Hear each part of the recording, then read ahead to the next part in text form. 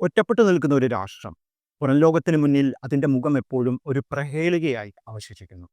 ലോക ഭൂപടത്തിലെ ആ ചെറിയ ചതുരത്തിനകത്ത് പുറത്താരും അറിയരുതെന്ന് ഭരണകൂടം ആഗ്രഹിക്കുന്ന ഞെട്ടിക്കുന്ന സത്യങ്ങൾ ഒളിഞ്ഞുകിടപ്പുണ്ട്. അതൊരു സാധാരണ രാജ്യമല്ല. ലോകത്തിലെ തന്നെ ഏറ്റവും ദുരൂഹമായ കർശനമായ നിയമങ്ങളാൽ ബന്ധിതമായ ഒരു ഇരുമ്പുമറയാണ് നോർത്ത് കൊറിയ. അവിടെ നടക്കുന്ന കാര്യങ്ങൾ, അവിടുത്തെ പൗരന്മാരുടെ ജീവിതം, ഭരണകൂടത്തിന്റെ ഭീകരമായ രഹസ്യങ്ങൾ, ഇവയെല്ലാം അറിയുമ്പോൾ 21-ാം നൂറ്റാണ്ടിലും ഇങ്ങനെ ഒരു രാജ്യമുണ്ടോ എന്ന് നിങ്ങൾ അത്ഭുതപ്പെട്ടേക്കാം.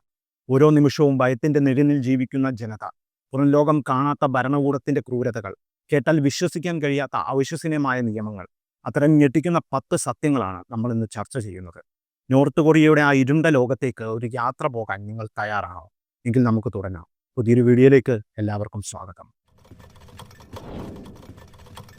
ആധുനിക ലോകത്തിലെ ഏറ്റവും ദുരൂഹമായ രാഷ്ട്രമായ നോർത്ത് കൊറിയയുടെ ചരിത്രം ചോരയും കണ്ണീരും രാഷ്ട്രീയ നാടകങ്ങളും നിറഞ്ഞ ഒരു ത്രില്ലറാണ്. 20-ാം നൂറ്റാണ്ടിന്റെ മധ്യത്തിൽ ലോകം സാക്ഷ്യം വഹിച്ച ഒരു വിഭജനത്തിന്റെ കറുത്ത അധ്യായത്തിൽ നിന്നാണ് ഈ രാഷ്ട്രം ഉടലെടുത്തത്. രണ്ടാം ലോകമഹായുദ്ധം അവസാനിച്ചപ്പോൾ ജപ്പാന്റെ കോളനി ഭരണത്തിൽ നിന്ന് കൊറിയ മോചിതമായി.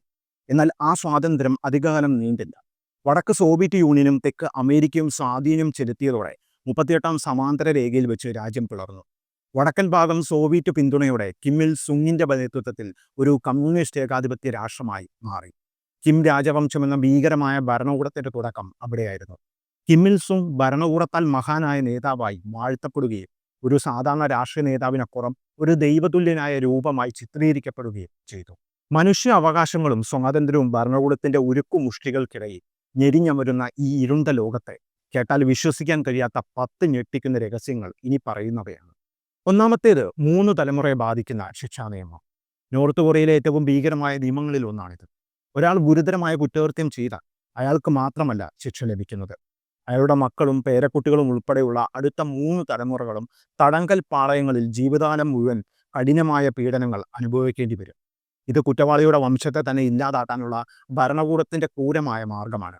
ഒരു പൗരൻ ഭരണകൂടത്തിനെതിരെ ചിന്തിക്കാൻ പോലും ഭയപ്പെടുത്തുന്നതിന് കാരണം ഈ വംശീയ ശിക്ഷാ നിയമമാണ്. രണ്ടാമത്തേത് നിർബന്ധിത ഹെയർ കട്ട് നിയമങ്ങൾ.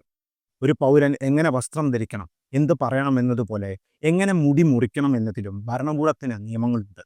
കിം ജോങ് ഉന്നിന്റെ ഭരണത്തിൽ സ്ത്രീകൾക്കും പുരുഷന്മാർക്കുമായി സർക്കാർ അംഗീകരിച്ച 15 മുതൽ 18 വരെ ഹെയർ സ്റ്റൈലുകൾ മാത്രമേ തിരഞ്ഞെടുക്കാൻ പാടുള്ളൂ. മുതിർന്ന നേതാക്കളുടെ ഹെയർ സ്റ്റൈലുകൾ അനുകരിക്കുന്നത് അനുവദനീയമല്ല. ഒരു സാധാരണ കാര്യം പോലും ഇവിടെ ഒരു നിയന്ത്രണത്തിന്റെ ഭാഗമാണ്. മൂന്നാമത്തേത് കിം കുടുംബത്തിനായുള്ള ജോയ് ഡിവിഷൻ.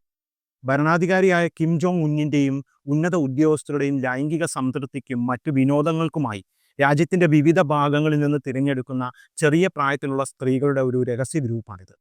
ഈ സ്ത്രീകളെ നിർബന്ധിച്ച് ജോയ് ഡിവിഷനിൽ ഉൾപ്പെടുത്തുന്നു.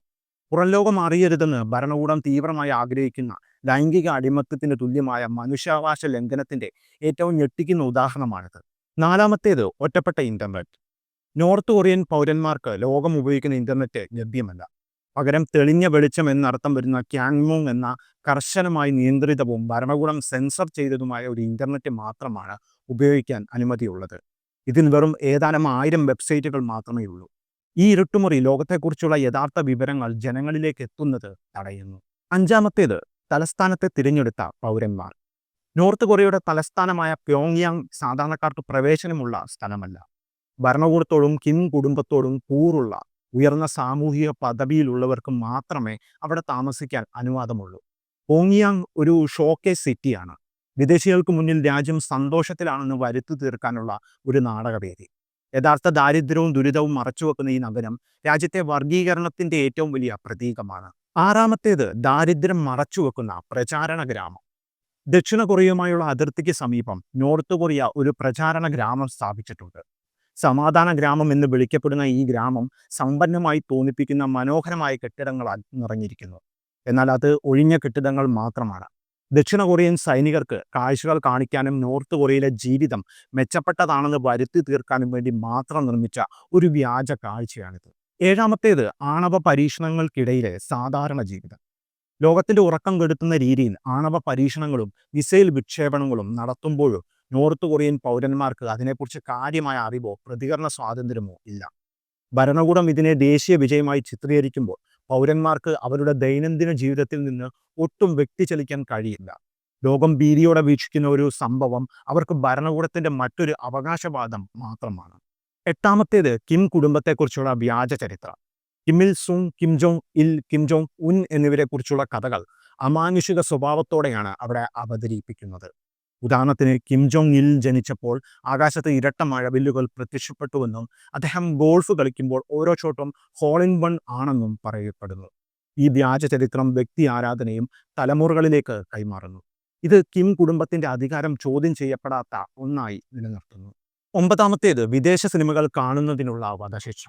സൗത്ത് കൊറിയൻ സിനിമകളോ ഹോളിവുഡ് ചിത്രങ്ങളോ പോലുള്ള വിദേശ വിനോദ പരിപാടികൾ കാണുന്നതും വിതരണം ചെയ്യുന്നതും നോർത്ത് കൊറിയയിൽ വലിയ കുറ്റകൃത്യമാണ്. ഇത് രാജ്യത്തിന്റെ തനത് സംസ്കാരത്തെ നശിപ്പിക്കുമെന്നാണ് ഭരണകൂടത്തിന്റെ വാദം. ഈ നിയമം ലംഘിക്കുന്നവർക്ക്, പ്രത്യേകിച്ച് ദക്ഷിണ കൊറിയൻ സിനിമകൾ കണ്ടതിന്, വധശിക്ഷ വരെ ലഭിക്കാം. പുറം ലോകത്തെക്കുറിച്ച് അറിയാനുള്ള ഏതൊരു ശ്രമത്തെയും ഭരണകൂടം നിഷ്ഠൂരണം അടിച്ചമർത്തുന്നു. അവസാനത്തേത് ഭരണകൂട നിയന്ത്രിത വൈദ്യുതി. നോർത്ത് കൊറിയയിലെ മിക്ക വീടുകളിലും സ്ഥിരമായി വൈദ്യുതി ലഭ്യമല്ല. പലപ്പോഴും വൈദ്യുതി നൽകുന്നത് ഭരണകൂടം നിശ്ചയിച്ചിരിക്കുന്ന സമയക്രമം അനുസരിച്ചാണ്. എന്നാൽ തലസ്ഥാനമായ പോങ്യാങ് രാത്രികാലങ്ങളിൽ പോലും പ്രകാശനമായി നിലനിർത്താൻ ശ്രമിക്കും. ബഹിരാകാശത്തു നിന്നുള്ള ചിത്രങ്ങളിൽ നോർത്ത് കൊറിയ ഒരു ഇരുണ്ട ദ്വീപ് പോലെ ഒറ്റപ്പെട്ടു കിടക്കുന്നത് കാണാം.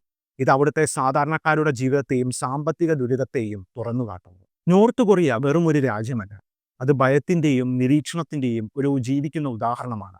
ലോകരാജ്യങ്ങൾക്കിടയിൽ ഒരു നിഗൂഢതയായി തുടരുന്ന ഈ രാഷ്ട്രം മനുഷ്യാവകാശങ്ങളുടെ ലംഘനത്തെക്കുറിച്ചുള്ള ഒരു ഞെട്ടിക്കുന്ന മുന്നറിയിപ്പാണ്. ലോകം സാങ്കേതികമായി മുന്നോട്ടു പോകുമ്പോൾ നോർത്ത് കൊറിയയിലെ ജനങ്ങൾ 20-ാം നൂറ്റാണ്ടിലെ ഏകാധിപത്യത്തിന്റെ ഇരുളിലാണ് ജീവിക്കുന്നത്. ഭരണകൂടത്തിന്റെ ഉരുക്കുമുഷ്ടിയിൽ അവരുടെ അടിസ്ഥാനപരമായ മനുഷ്യാവകാശങ്ങൾ പോലും നിഷേധിക്കപ്പെടുന്നു. വ്യക്തി സ്വാതന്ത്ര്യം, അഭിപ്രായ സ്വാതന്ത്ര്യം, സഞ്ചാര സ്വാതന്ത്ര്യം എന്നിങ്ങനെ മനുഷ്യന്റെ എല്ലാ അവകാശങ്ങളെയും ഇവിടെ നിയമം കൊണ്ട് ബന്ധിച്ചിരിക്കുന്നു.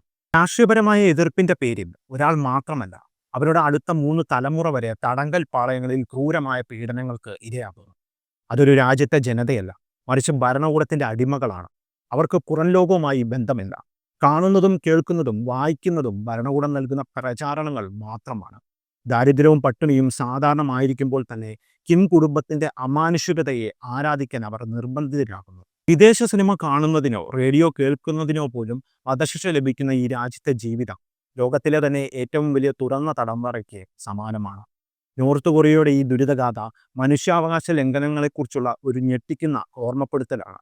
ഈ ജനതയുടെ മോചനത്തിനായി ലോകം ശബ്ദമുയർത്തേണ്ടത് അത്യാവശ്യമാണ്.